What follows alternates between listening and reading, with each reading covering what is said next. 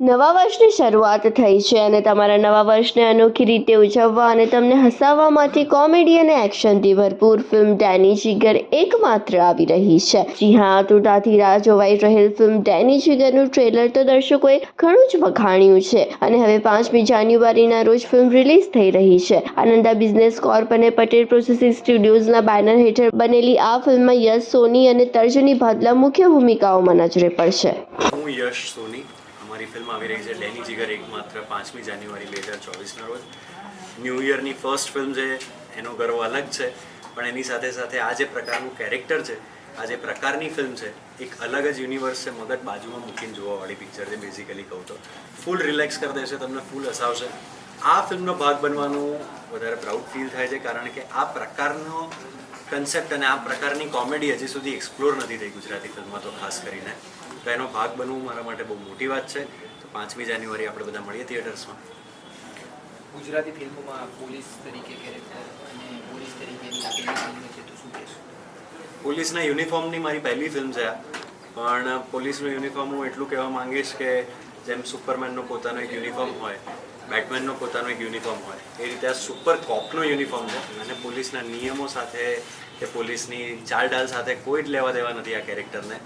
આ પોતાનામાં જીવવાવાળો માણસ છે. દુનિયાની 8મી અજાયબી છે. એ ધારે ઈચ્છે થઈ જાય એવું છે. બધા જ પાવર્સ છે આ માણસ જોડે. અને હવે આ માણસ આટલો ફની, આટલો એનર્જેટિક અને આટલો પાવરફુલ માણસ ચોરાવાનો કેસ સોલ્વ કઈ રીતે કરશે, એની અમારી આ ફિલ્મ છે. ઘણા બધા રસ્તાઓ હોય છે. બોડી શેમિંગ ને તમે કોઈ એમ નથી કહેતું કે તમે પોતાની બોડી પર વર્ક ના કરો, ફિટનેસ તરફ જાઓ નહીં, પણ હા, બોડી શેમિંગને ડીલ કરતા વખતે આપણે ઘણી બધી સિરિયસ ઘટનાઓમાં જતા રહેતા હોઈએ છીએ. ત્યારે એક જ વસ્તુ ભૂલી જતા હોઈએ છીએ કે કોન્ફિડન્સ. તમે જે પણ છે, તમારી જે પણ બોડી છે, જ્યાં સુધી તમે કોન્ફિડન્ટ નથી, જ્યાં સુધી તમે પોતાને પ્રેમ નથી કરતા, ત્યાં સુધી એના પર વર્ક કરવું ઘણીવાર બહુ ડિફિકલ્ટ થઈ જશે. તો જે આ કેડીસરનો કન્સેપ્ટ છે, જે આખો આ છોકરી પૂજાનો કોન્સેપ્ટ છે, એ રીતના યુનિક છે કે એટલી બધી કોન્ફિડન્ટ છે. એને ખાલી જાડી નથી, એને મૂછ છે, એના પગ પર વાળ છે, વેક્સ નથી કરાવતી, એ એટલી બધી જાડી છે ને છતાં ડેની જીગર સાથે એ છે. તો એ ત્યારે જ પોસિબલ છે કેમ કે પૂજા એટલી બધી કોન્ફિડન્સમાં છે. ડેની તો છે જ એવું કેરેક્ટર કે જે આટલું બધું કરી શકે છે. જે સુપર કોપ છે તે કોન્ફિડન્ટ હોય, એટીટ્યૂડમાં હોય, એ તો વાત છે જ, પણ પૂજા આવી રહીને પણ સખત કોન્ફિડન્સમાં છે. અને એ વસ્તુ જે છે કે દરેક કેરેક્ટર પતાવ્યા પછી એ કેરેક્ટર તમારી સાથે ક્યાંક ને ક્યાંક રહી જાય. તો મારી સાથે આ રીતના પૂજાનો એક કોન્ફિડન્સ બહુ રહી ગયો છે, જેના કારણે જ વજન ઘટાડવું કે એ પ્રોસેસ મારા માટે બહુ જ સહેલી થઈ ગઈ. કેમ કે હું જેવી બી હતી પોતાને પ્રેમ કરતી હતી અને I was happy with my self. એટલે જ તમે પોતાને પ્રેમ કરતા હો તો તમને એવું થાય કે જંક નથી ખાવું, કેમ કે મારે બોડીમાં કચરો નથી નાખવો. તો એ માઇન્ડસેટ જ્યારે ચેન્જ થાય, એ એમને એમ ચેન્જ નથી થતું હતું. આ કેરેક્ટર ભજવ્યા પછી એ મારા માટે સૌથી ઓલું થઈ ગયું કે આજે 10 વર્ષ પછી, 50 વર્ષ પછી હું ગમે તેવી દેખાતી હોઈશ ને, પૂજાનો કોન્ફિડન્સ હંમેશા. એઝ અ પ્રોડ્યુસર આપ પહેલાં રાડો પણ કામ કર્યું હતું, રાડોમાં પણ પ્રોડ્યુસર રહી ચૂક્યા છો. ડેની જીગર પણ એક્શન ફિલ્મ છે. એઝ અ પ્રોડ્યુસર શું થિંકિંગ થાય છે કે ગુજરાતી ઇન્ડસ્ટ્રીમાં આવા પ્રયોગો કરવાને સફળ પણ થયા છે, તો પ્રોડ્યુસર રીતે શું મગજમાં વિચાર આવે છે? ગુજરાતી ઇન્ડસ્ટ્રી અત્યારના ડેવલપિંગ ઇન્ડસ્ટ્રી છે અને ગુજરાતી લોકોએ, એટલે આપણા જે ગુજરાતના બી લોકો છે ને ગુજરાતી બહાર રહેતા બી જે ગુજરાતી લોકો છે, બધાએ સપોર્ટ કરવો બહુ જ જરૂરી છે.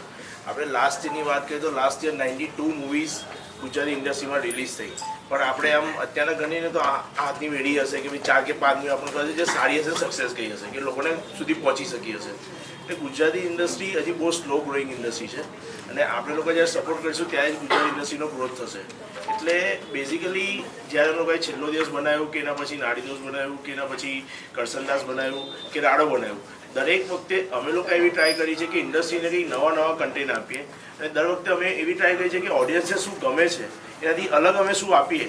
જેથી સારું કન્ટેન્ટ હશે, સારા એક્ટરે કામ કર્યું હશે, સારી ડિરેક્ટરની ટીમ હશે અને જો સારી રીતે એને એક્ઝિક્યુશન કર્યું છે, સારી ક્વોલિટી વાપરી હશે અને સારી રીતે એને માર્કેટ કર્યું છે, લોકો સુધી પહોંચ્યા હશું, તો જ આ મૂવી અમારો સક્સેસ જશે. એ વિચારીને અમે અમારા પૂરા એફર્ટ્સ એમાં નાખેલા છે અને લકીલી એવું છે કે આ સુધી અમારા દરેક મૂવી સક્સેસ ગયા છે. એટલે મારી એડવાઇસ એઝ અ મેકર બી લોકોને એ જ છે કે જે મેકર સારા મૂવીઝ બનાવે છે એ લોકોએ એવી માર્કેટિંગ પણ એટલું સારી રીતે કરવું પડશે કે લોકો સુધી પહોંચવું પડશે, તો જ ગુજરાતી મૂવી સક્સેસ જશે.